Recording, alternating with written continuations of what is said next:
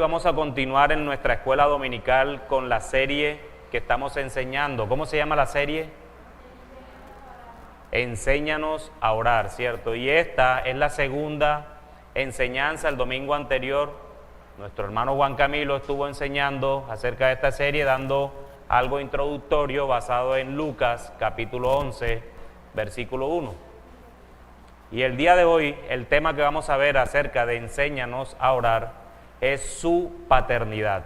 Y este tema lo vamos a ver a la luz de Mateo capítulo 6, versículo 9, la primera parte, la parte A.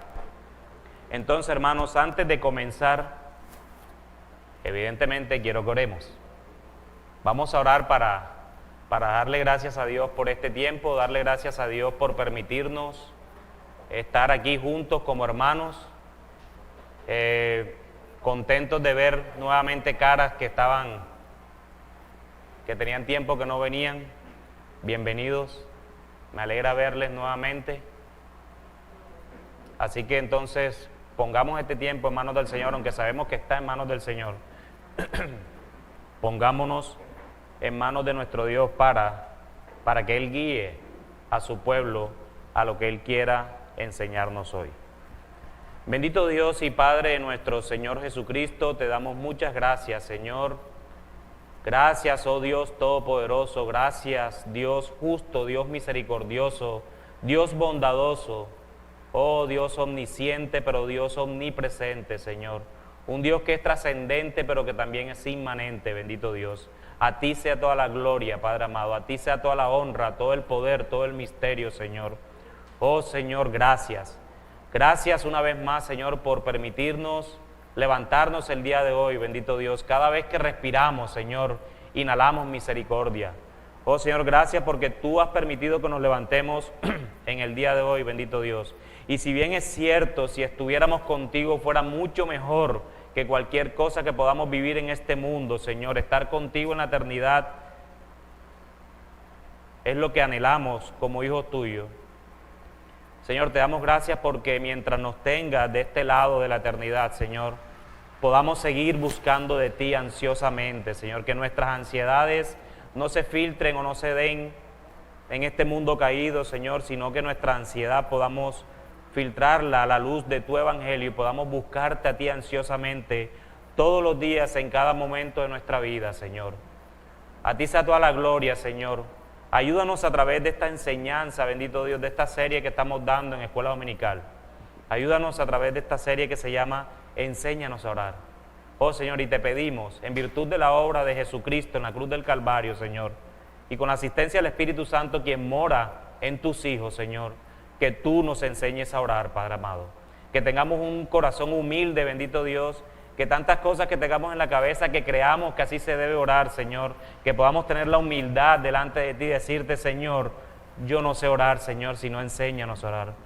Pon en nuestro corazón la misma actitud que habían los discípulos de Jesús, el cual viendo prodigios, maravillas, señales, milagros, portentosos, Señor, aún en medio de eso, Señor, ellos le pidieron a su Señor, a nuestro Señor, oh Jesús, enséñanos a orar. Que esa sea nuestra actitud reverente el día de hoy, bendito Dios. Ayuda a mis hermanos, Señor. Colócales un corazón enseñable, Señor. Ayuda a aquellos que están en la transmisión, que no pueden venir por cualquier circunstancia. También bendíceles y guarda sus vidas, Señor. Oh, Señor, pero también guíame a mí. Usa este instrumento, Señor, que está en manos de un Dios todopoderoso, Señor. Que no sea yo, sino tú, el que sea glorificado en nuestros corazones, bendito Dios. A ti sea toda la gloria, a ti sea toda la honra, todo el poder, toda la alabanza, todo el ministerio y todo el misterio a ti, Señor. Por los siglos de los siglos y en virtud de la obra de nuestro Señor Jesucristo. Amén y amén. En nuestra iglesia hemos visto la necesidad de hacer esta serie, el cual es titulada ¿Cómo es titulada? Enséñanos a orar, ¿cierto? Y las razones principales que nos llevó a esto son por lo menos dos. En primer lugar, la iglesia contemporánea, cuando hablo de la iglesia contemporánea estoy hablando de la iglesia hoy en día, no solo Iglesia Bíblica de la Ciudad, sino todas las iglesias, por muy reformadas que se crean o por muy reformadas que sean, o por muy fuera de la teología bíblica que sea, la iglesia contemporánea ha abandonado la oración. Ha dejado de lado este medio de gracia en el cual nos podemos comunicar con Dios. Unos porque les cuesta orar, no creen que esto tenga algún efecto en sus vidas, y otros, quienes han conocido la sana doctrina, quienes han conocido incluso los principios de la Reforma protestante, han llevado de un modo superlativo, exagerado, la soberanía de Dios. Y no es que Dios no sea soberano superlativa ni exageradamente, claro que lo es. Él es soberano tan abismalmente que nuestras mentes no pueden contener tan grande atributo, como ninguno de los otros tampoco. El tema con esto es que en la soberanía de Dios, en el decreto de Dios, en lo que Dios ha decretado desde antes de la fundación del mundo, es que mi hermano, tú y yo debemos orar. Tú y yo debemos orar.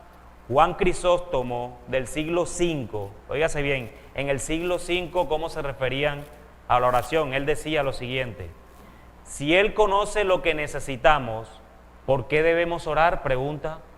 No para darle instrucciones, sino para prevalecer con Él, haciéndonos íntimos con Él a través la súplica continua, siendo humildes y recordando nuestros pecados.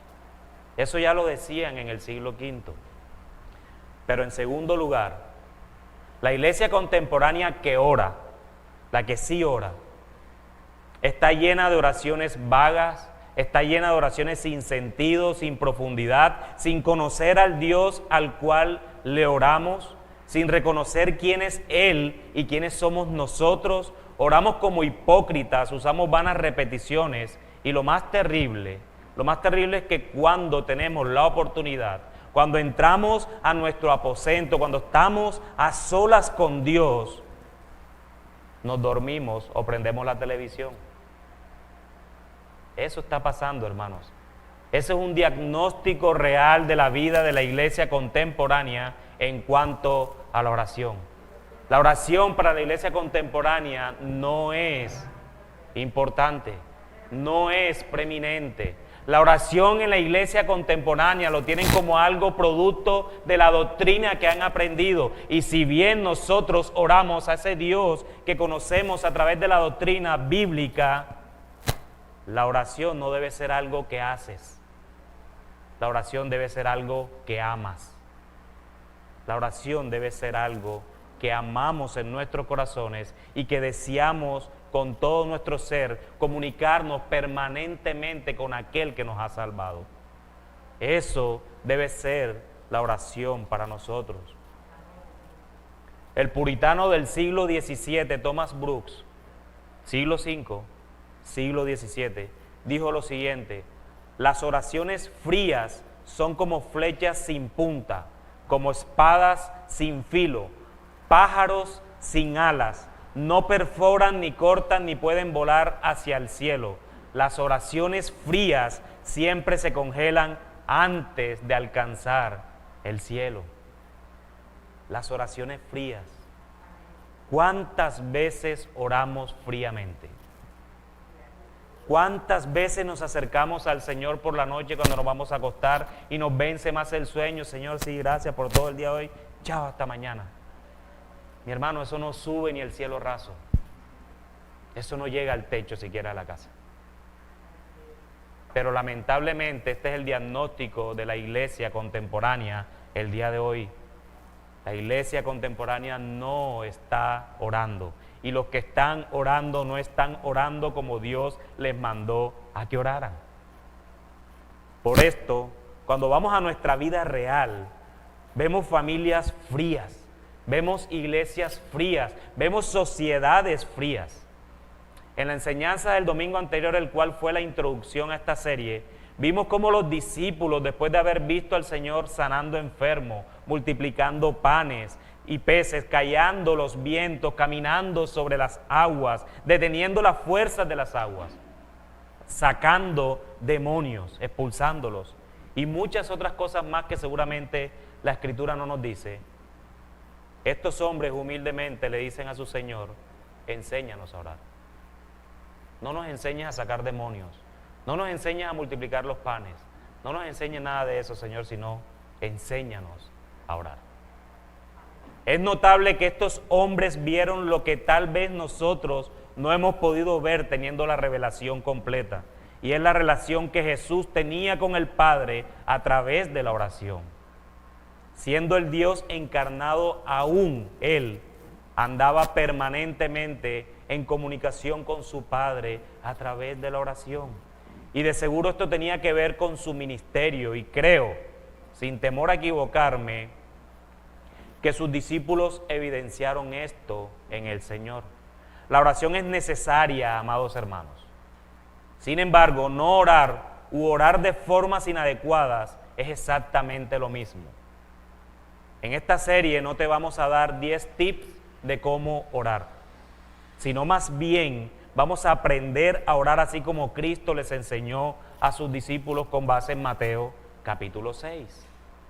Y lo primero que Cristo les mostró a sus discípulos en la oración es su paternidad, la paternidad de Dios cuando nos acercamos a Él, la paternidad de Dios, y es así como se llama esta enseñanza: enséñanos a orar, su paternidad. Quiero que vayamos a Mateo capítulo 6, versículo 9, y vamos a leer solo la parte A, o la primera parte del texto. Mis hermanos, y si en algún momento de la enseñanza ustedes tienen una pregunta o una intervención, pueden alzar sus manos tranquilamente y hacerla. Recuerde que estamos en escuela dominical, no estamos en el sermón. Mateo capítulo 6, versículo 9, solo la parte A de Mateo 6. Dice así el Señor Jesús: vosotros pues oraréis así: Padre nuestro que estás en los cielos. Vosotros pues oraréis así: Padre nuestro que estás en los cielos. Y lo primero que vemos en este texto es que Jesús da por sentado, y escúchese bien, Jesús da por sentado que sus discípulos oran. No les da la opción para que lo hagan, sino que les da un imperativo: oraréis así. Vosotros pues oraréis así. Esto quiere decir que nosotros no tenemos la opción de orar o no. El creyente ora porque ama hacerlo, no lo ve como un compromiso por cumplir, no, sino más bien como un deseo que debemos buscar hacer permanentemente, porque es, al final de todo. J.C. Ryle, predicador del siglo XIX, dijo al respecto de la oración. Cité a uno del siglo V, a uno del siglo XVI y ahora uno del siglo XIX. Porque queremos mostrar intencionalmente, no solo en estas enseñanzas, sino en todas las enseñanzas que hagamos en el transcurso del año, que el Señor nos ayuda a hacerlo, es mostrar todos estos temas como lo veía la iglesia desde el principio, que no es un tema nuevo para nosotros. Y cuando digo la iglesia desde el principio, no estoy hablando de la Reforma Protestante, estoy hablando del siglo I, la iglesia apostólica. Y J.C. Ryle, que era del siglo XIX, ya estaba más cerca a nosotros, dice: ¿cuál es la causa de la mayoría de las recaídas? Él pregunta, es una pregunta retórica: ¿cuál es la causa de la mayoría de las recaídas? Yo creo, por regla general, que una de las principales causas es la negligencia en la oración privada. Por supuesto, la historia secreta de las caídas no habrá de conocerse hasta el día postrero. Lo único que puedo es dar mi opinión como ministro de Cristo y estudiante del corazón. Esa opinión es, lo repito con claridad, que la recaída generalmente comienza con la negligencia de la oración privada. Lo que J.C. Ryle técnicamente estaba diciendo era que tenemos pecados, las recaídas, y pecados ocultos, sobre todo, que ni siquiera él podría conocer como ministro del corazón, como él mismo se hace llamar. Sin embargo, Él dice que esas recaídas ocurren precisamente por la negligencia que tenemos al orar. Somos negligentes en esta disciplina espiritual y la oración no la debemos ver como algo que hacemos, como lo dije al inicio, según nuestros pilares. ¿Cuáles son nuestros pilares? ¿Lo recuerda? Lo que creemos, la mente. Lo que amamos, el corazón. Lo que hacemos, las manos. Lo que modelamos, los pies. Y nosotros no podemos ver la oración como algo que hacemos, es decir, con las manos, sino que debemos verla enraizada en nuestro propio corazón y en nuestra mente a la vez que conocemos a Dios a través de la Sagrada Escritura.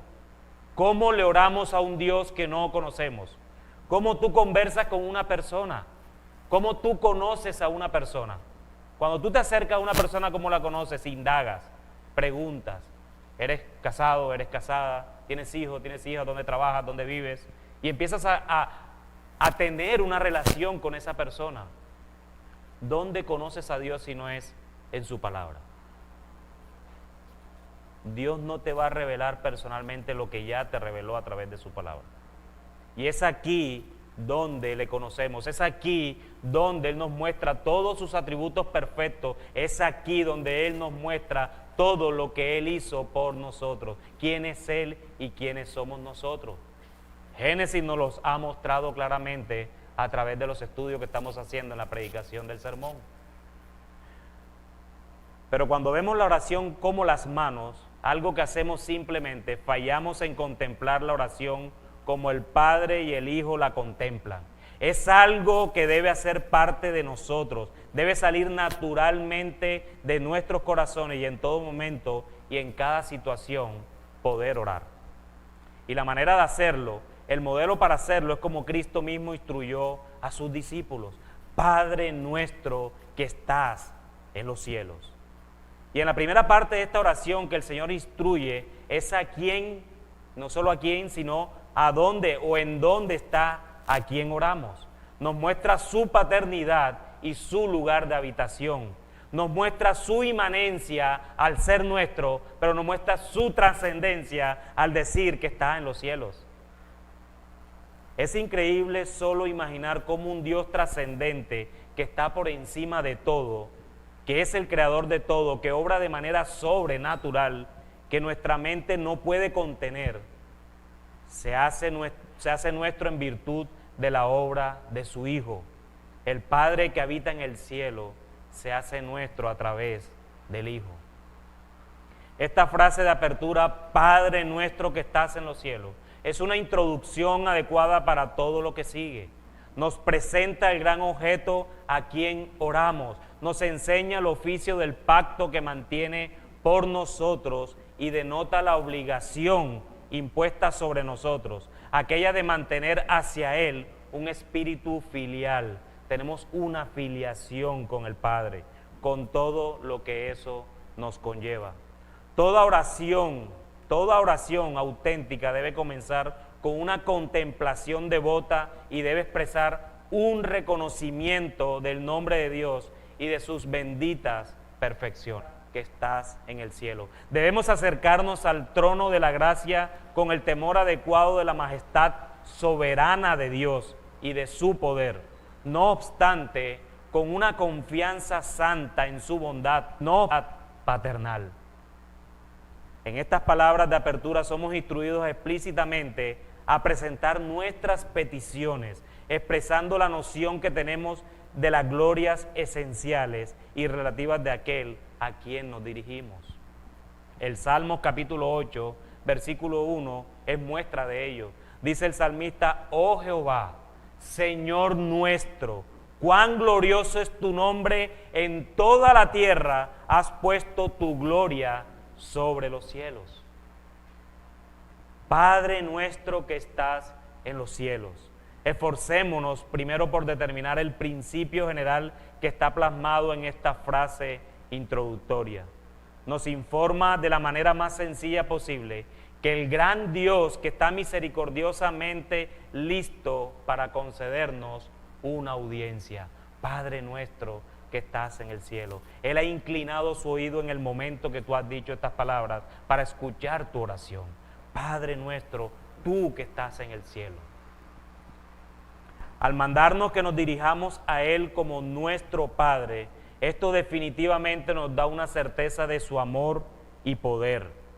Este precioso título está diseñado para elevar nuestros afectos, estimular nuestra atención reverente y confirmar nuestra confianza en la eficacia de la oración.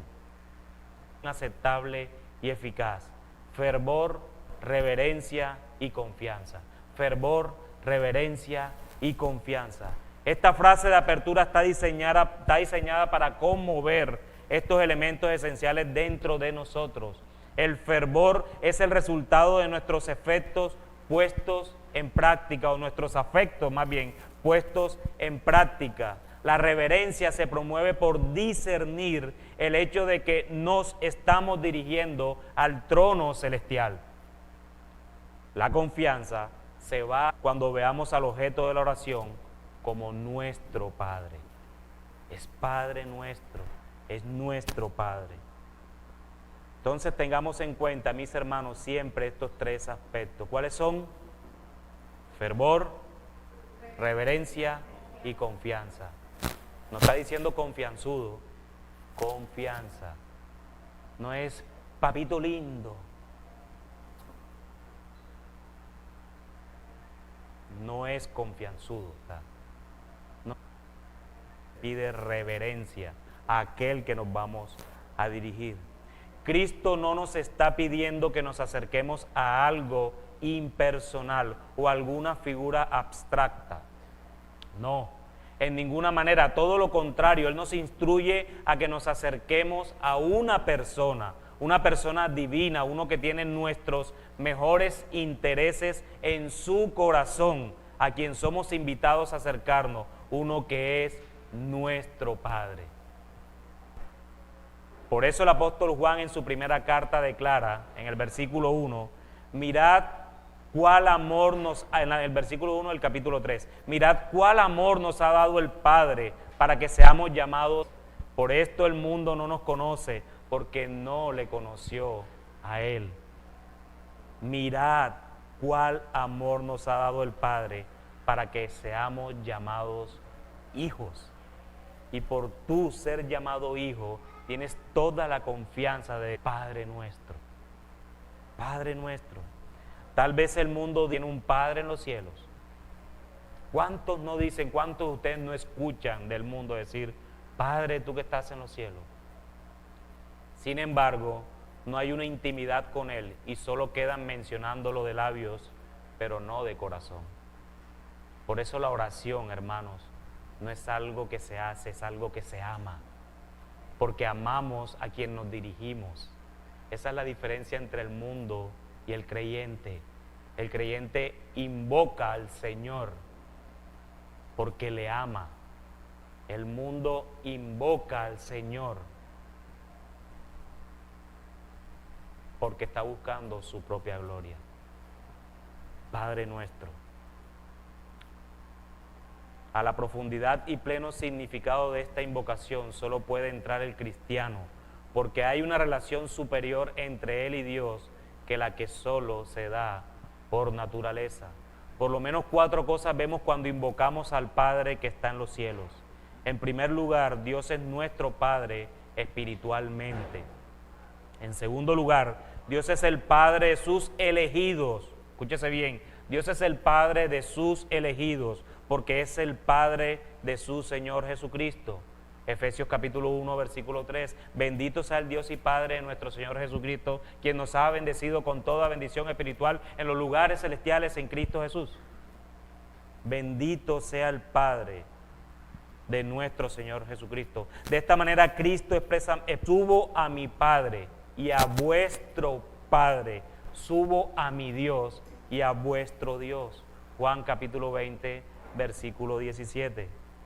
En tercer lugar, Dios es el Padre de sus elegidos por decreto eterno. ¿Sí se entendió? Dios es el Padre de sus elegidos por decreto eterno. Efesios capítulo 1, versículo 5 dice, habiéndonos predestinados para ser adoptados hijos suyos por medio de Jesucristo, según el... Y en cuarto lugar, es el Padre de sus elegidos por regeneración, porque vuelven a nacer y llegan a ser, ¿qué?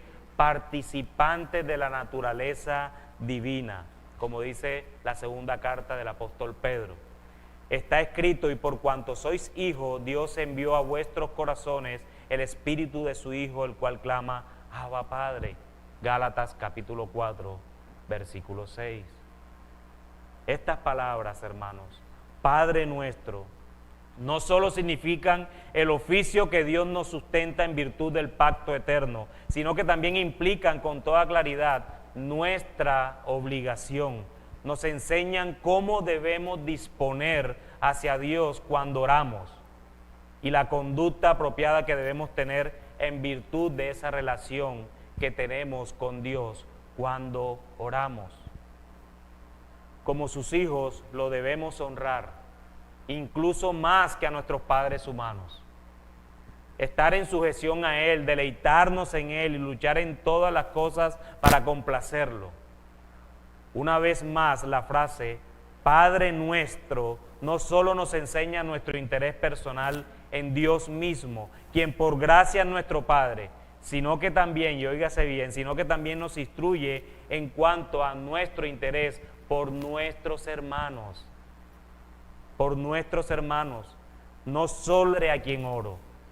Yo oro es a nuestro Padre, Padre nuestro.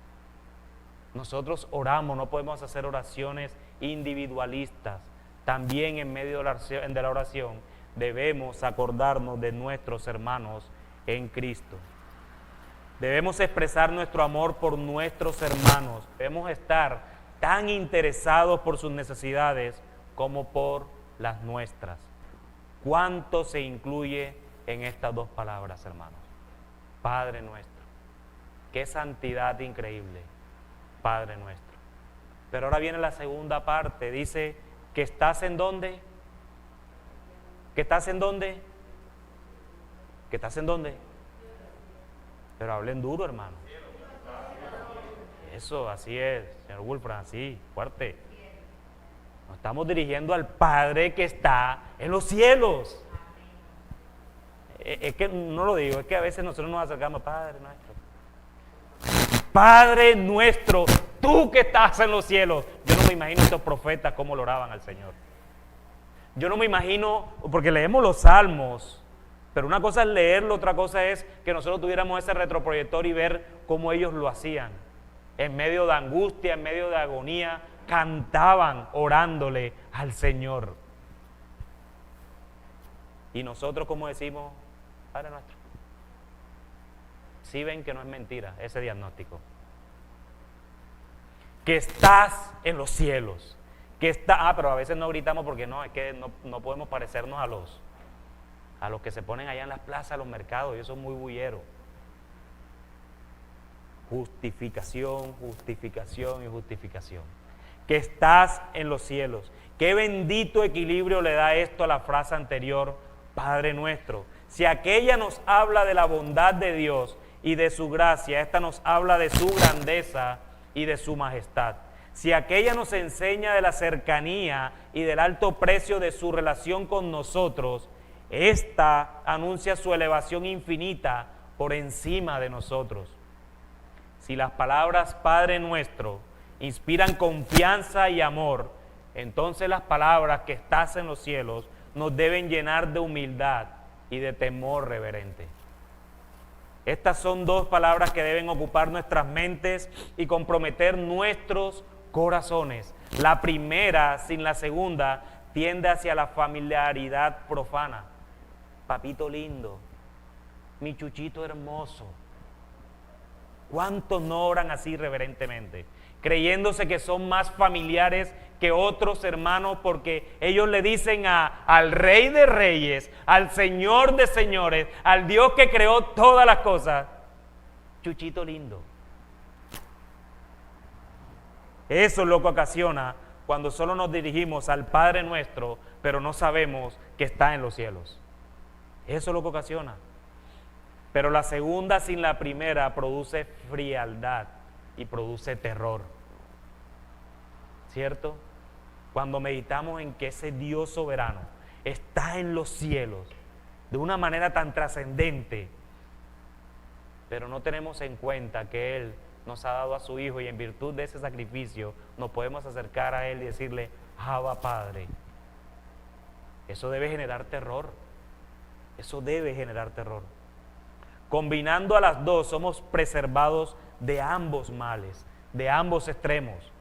Y en el alma se forja y se mantiene una estabilidad adecuada. Mientras contemplamos cómo corresponde la misericordia y el poder de Dios, su amor y su nobleza inconmensurable. Las palabras que no se usan porque Él esté confinado ahí. Nos recuerdan las palabras del rey Salomón, pero ¿es verdad que Dios morará sobre la tierra? He aquí que los cielos de los cielos no te pueden contener, cuánto menos esta casa que yo he edificado. Primer libro de Reyes, capítulo 8, versículo 27. Mis hermanos, Dios es infinito y omnipresente, en un sentido en particular, no obstante, el Padre está en los cielos porque ese es el lugar en que su majestad y gloria se manifiestan de una manera más ilustre. Isaías capítulo 66, versículo 1 dice, Jehová dijo así, el cielo es mi trono y la tierra estrado de mis pies. Darnos cuenta de esto debe llenarnos con la más profunda reverencia y el más profundo temor reverente. Las palabras que están en los cielos dirigen la atención a su providencia, porque declaran el hecho de que Él está gobernando todas las cosas desde lo alto. El cielo gobierna. Y el cielo gobierna porque Dios habita en los cielos. Mis hermanos, orar es necesario, pero debemos entender a quién nos vamos. Debemos meditar cuando oramos y nos centramos más que en Dios mismo. Debemos meditar cuando oramos qué es lo que más pedimos, nuestros deseos o los deseos de Dios para nosotros. Por eso era tan importante para los discípulos y por eso debe ser importante para nosotros. Señor, enséñanos a orar. Hermanos, pidámosle al Señor que cada día nos muestre quién es Él a través de su palabra y que en nuestras oraciones podamos hablar con Dios más de Él que de nosotros. Él conoce nuestras necesidades, de qué estamos carentes en nuestras vidas materiales. Él conoce cómo está nuestro estado de salud. Para el Señor es claro. Por los afligidos, por los angustiados, por los desesperados, no es que no sean sanas delante de Dios. Y que quede claro eso. No es que no sean sanas y aún debemos hacerlas. El problema es que cuando oramos parecemos solo una caja de peticiones y nada de alabanza a Él. Nuestros servicios de oración, y aquí estoy hablando de iglesias bíblicas de la ciudad, no de otras iglesias porque no las conozco. Nuestros servicios de oración incluso se vuelven monótonos porque nos acercamos a Dios a pedirle solo por nuestras necesidades, pero nos olvidamos a lo que vinimos a los servicios y es adorarle a Él, a derramar nuestro corazón en alabanza, en cánticos, en la predicación, pero también en nuestras oraciones. Por eso Cristo, cuando comienza a instruir a sus discípulos en esto, comienza con Padre nuestro que estás en los cielos. Y nos daremos cuenta a medida que vayamos avanzando en esta serie, las prioridades que el mismo Cristo usa en la oración modelo que le llaman del Padre Nuestro. Sin embargo, cuando vemos a nuestro Señor en la práctica, haciendo su oración, en Juan capítulo 17, podemos ver cómo nos enseña a orar también, teniendo en cuenta que esta oración es muy personal, es una oración de Él, muy personal. Juan capítulo 17, voy a leerles del 1 al 8 y atiendan o lean o vayan leyendo conmigo allí lo que Jesús, cómo se dedica y cómo le habla a su Padre. Juan capítulo 17, versículos del 1 al 8.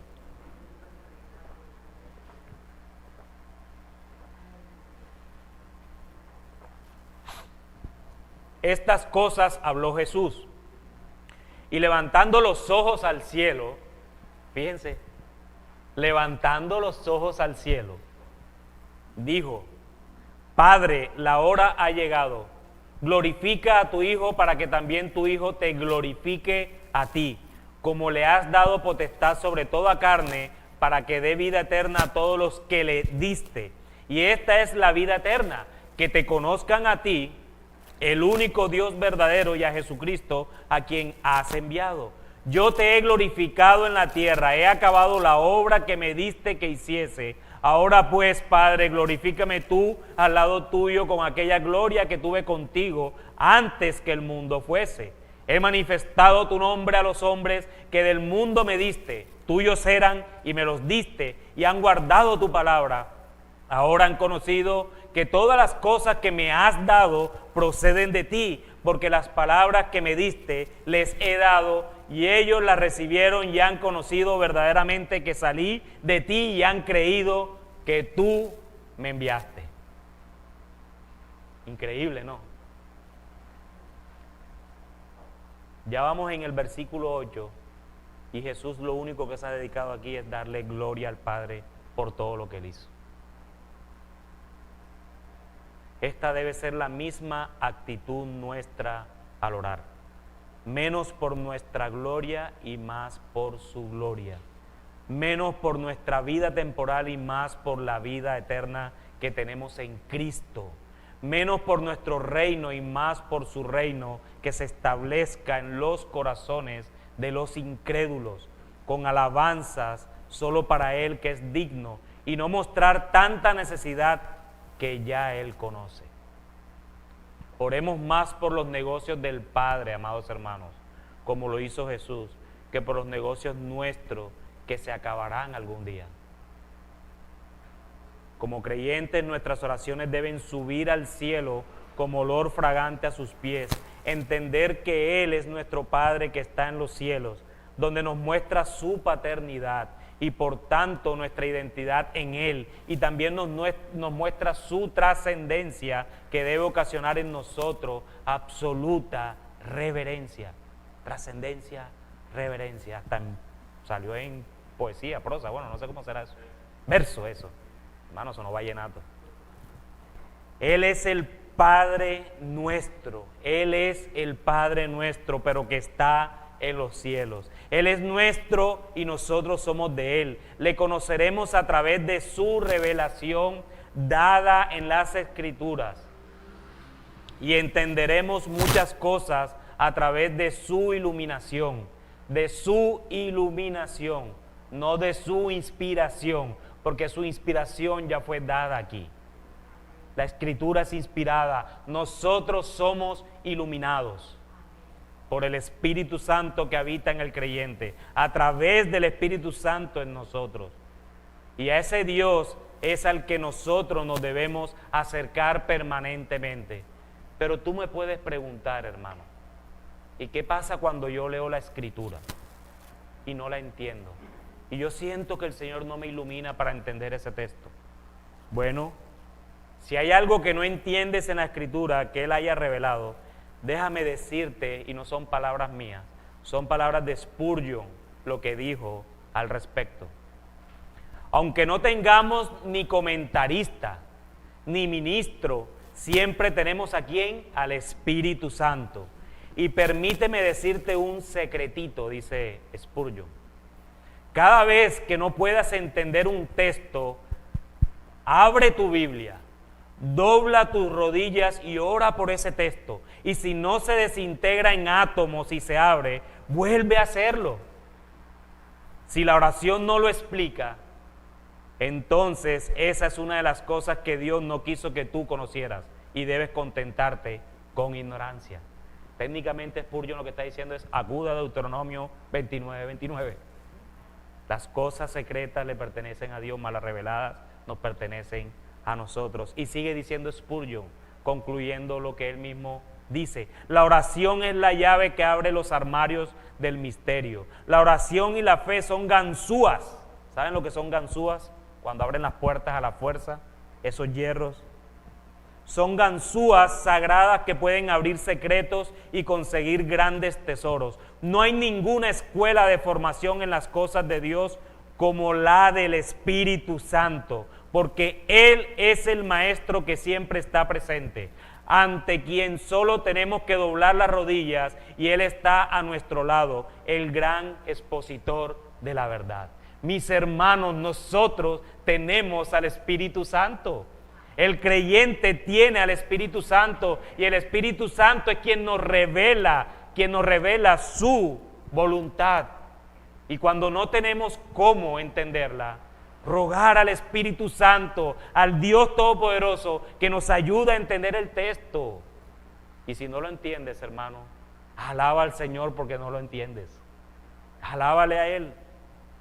Ora, mi hermano, ora. Estas palabras, Padre nuestro que estás en los cielos, proclaman su habilidad para prometer que hará algo por nosotros, porque nuestro Padre es el Todopoderoso. Nuestro Dios está en los cielos, todo lo que quiso ha hecho, dice el salmista.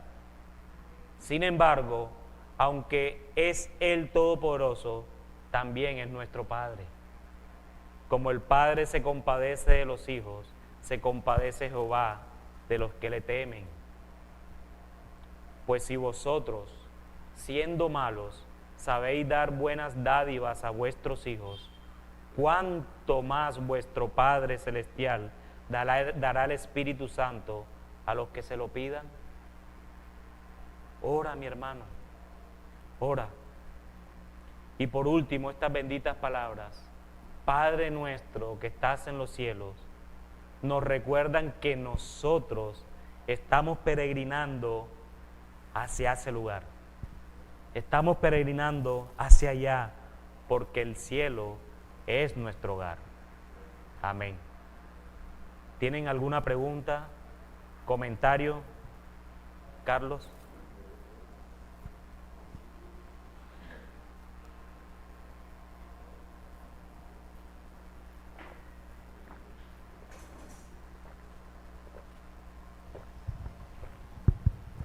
Buenos días, hermanos. Pastor Alejo,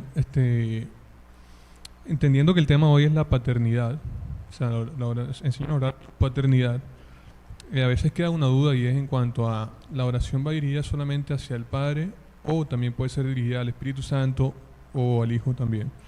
Entonces, sí me gustaría que pudieras ayudarnos con eso. Recordemos que Jesús cuando ora allí al Padre nuestro, obviamente Él es el Hijo, y Él se dirige a su Padre. Pero recordemos que la oración es una oración modelo. Tan es así que cuando Él ora en Getsemaní, ora de una manera diferente. No se ciñe a lo que Él exactamente dijo.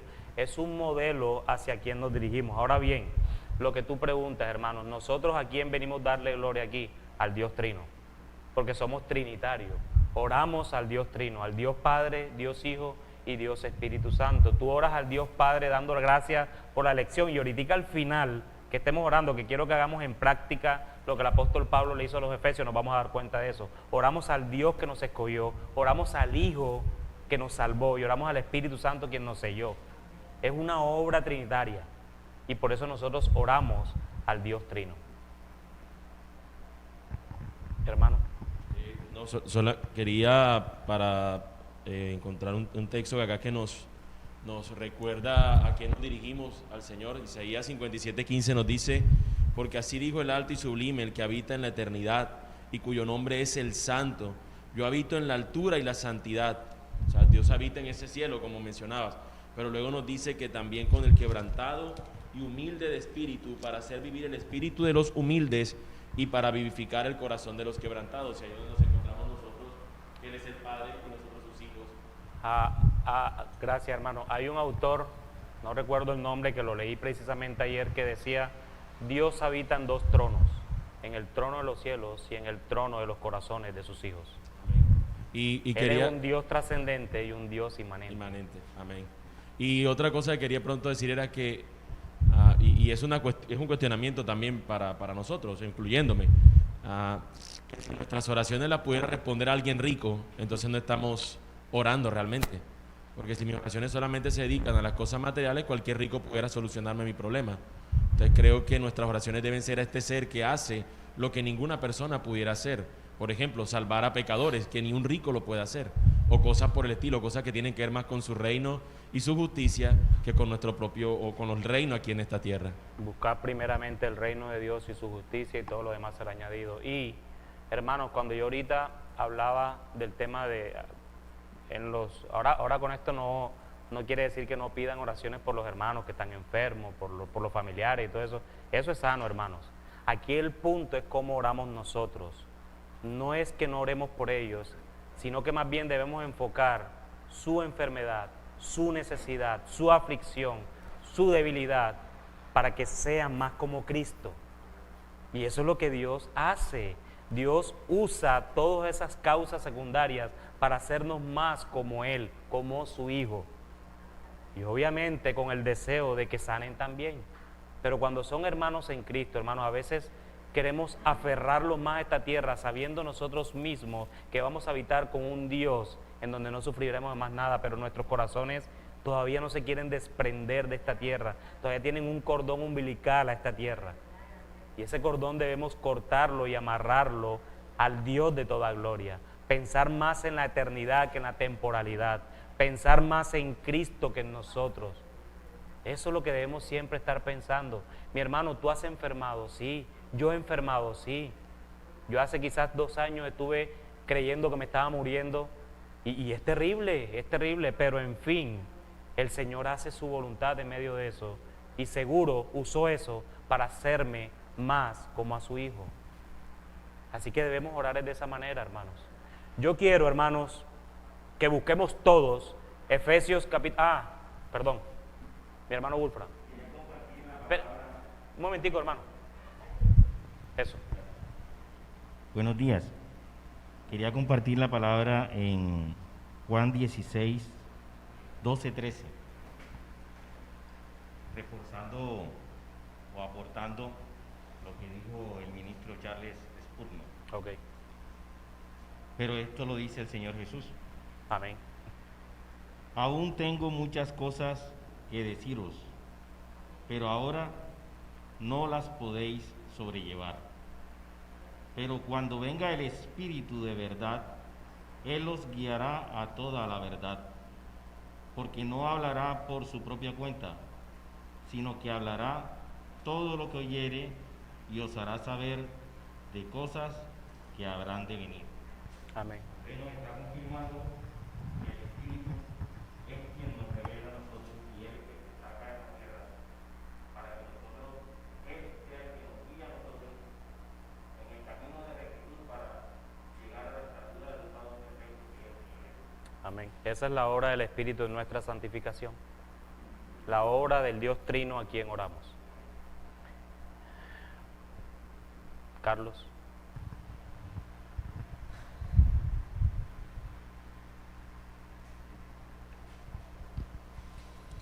¿Qué más, brother? No, en cuanto a lo que comentaba el hermano Carlos acerca de la oración al Espíritu Santo, acá en 2 de Corintios 13:14, Pablo despidiendo en la carta, él le da honra al Padre, al Hijo y al Espíritu Santo, y dice: la gracia del Señor Jesucristo, el amor de Dios y la comunión del Espíritu Santo sea con todos vosotros. Le está dando honra a los tres, Amén. y eso era lo que quería aportar. Amén. Gracias, hermano. ¿Alguien más? ¿Algún comentario? ¿Pregunta? ¿Todo claro? ¿Todo oscuro? Hermanos, quiero que busquemos en sus Biblias y en la mía Efesios capítulo 1, versículos del 3 al 12. Y lo vamos a leer al unísono. Normalmente, ¿qué hacemos? El ministro o el pastor ora, o el que está enseñando ora al final. Pero yo quiero que oremos todos juntos. Y la única manera de orar todos juntos y decir lo mismo es orar la Biblia. Orar como también oraban los apóstoles. Efesios capítulo 1, versículos del 3 al 12. ¿Ya todos lo tienen? Ok. Vamos a leerlos entonces todos. Oramos en el nombre del Padre, del Hijo y del Espíritu Santo. Bendito sea el Dios y Padre de nuestro Señor Jesucristo, que nos bendijo con toda bendición espiritual en los lugares celestiales en Cristo, según nos escogió en Él antes de la fundación del mundo, para que fuésemos santos y sin mancha delante de Él, en amor habiéndonos predestinado para ser adoptados hijos suyos por medio de Jesucristo, según el puro afecto de su voluntad, para alabanza de la gloria de su gracia, con la cual nos hizo aceptos en el amado, en quien tenemos redención por su sangre, el perdón de pecados según las riquezas de su gracia, que hizo sobreabundar para con nosotros en toda sabiduría e inteligencia, dándonos a conocer el misterio de su voluntad según su beneplácito, el cual se había propuesto en sí mismo, de reunir todas las cosas en Cristo, en la dispensación del cumplimiento de los tiempos, así las que están en los cielos como las que están en la tierra. En Él asimismo tuvimos herencia, habiendo sido predestinados conforme al propósito del que hace todas las cosas según el designio de su voluntad, a fin de que seamos para alabanza de su gloria, nosotros los que primeramente esperábamos a Cristo. Amén.